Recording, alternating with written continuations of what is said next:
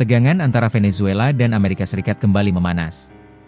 Di tengah meningkatnya kehadiran militer AS di perairan Karibia, Venezuela membalasnya dengan cara yang sangat provokatif. Mereka memamerkan jet-jet tempur buatan Rusia dan menggelar latihan militer besar-besaran selama 3 hari. Aksi ini, menurut pejabat Venezuela, adalah respons langsung terhadap pengerahan kapal-kapal perang AS di sekitar wilayah mereka. Ini bukan sekadar unjuk kekuatan biasa. Ini adalah sebuah gertakan yang dirancang untuk mengirimkan pesan jelas kepada Washington. Di video ini, kita akan bedah 3 hal penting. Apa saja yang dipamerkan Venezuela dalam latihan militer ini? Mengapa Venezuela memandang pengerahan militer AS sebagai ancaman? Dan, seberapa serius potensi konflik antara kedua negara? Mari kita selami lebih dalam. Latihan militer yang diberi nama Southern Caribbean 200 ini berlangsung selama 3 hari dan melibatkan lebih dari 2.500 prajurit. Pusat latihannya berada di Pulau Karibia, La Orchila.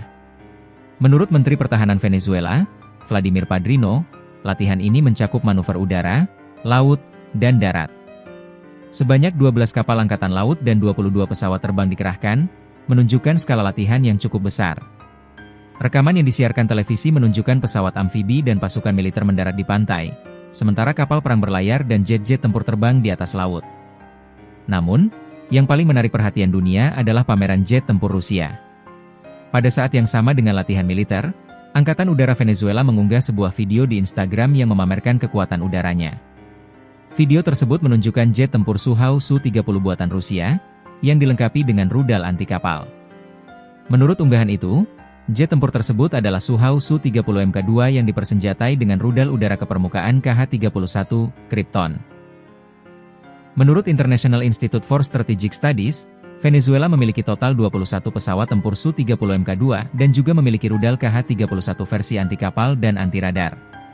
Pameran senjata ini jelas memiliki tujuan ganda.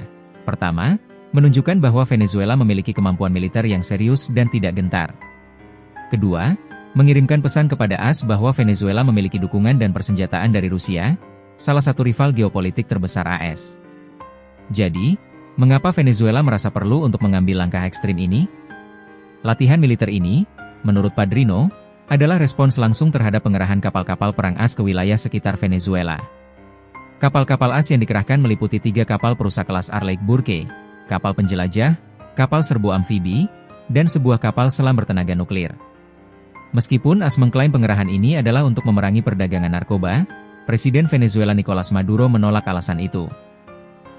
Ia menyatakan bahwa tujuan sebenarnya dari pengerahan kapal-kapal AS ini adalah untuk menggulingkan rezim Venezuela. Tuduhan ini tidak datang dari ruang hampa. Selama ini, pemerintahan Presiden AS Donald Trump menuduh Maduro terlibat dalam perdagangan narkoba dan bahkan mengadakan sayembara untuk membunuhnya.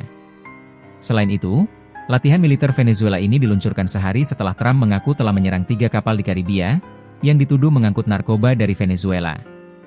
Ini menunjukkan bahwa Venezuela tidak melihat pengerahan militer AS sebagai operasi rutin, melainkan sebagai bagian dari sebuah konspirasi yang lebih besar untuk menggulingkan pemerintahannya. Jadi, apa yang bisa kita simpulkan dari serangkaian peristiwa ini?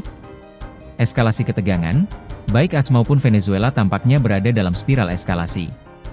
Setiap langkah militer dari satu pihak dibalas dengan langkah yang sama dari pihak lain. Peran Rusia, kehadiran jet dan rudal buatan Rusia menunjukkan bahwa Rusia masih memiliki pengaruh signifikan di Amerika Latin dan siap mendukung sekutunya. Tantangan geopolitik. Situasi ini menunjukkan bagaimana geopolitik di Karibia tidak hanya tentang perdagangan dan narkoba, tetapi juga tentang perebutan pengaruh dan ideologi. Meskipun potensi perang langsung masih kecil, gertakan militer ini menunjukkan bahwa kedua negara tidak akan mundur. Venezuela siap untuk menunjukkan kekuatannya, dan AS tampaknya tidak akan menghentikan pengerahan militernya. Situasi ini bisa berubah dengan cepat, dan dunia harus terus mengawasinya.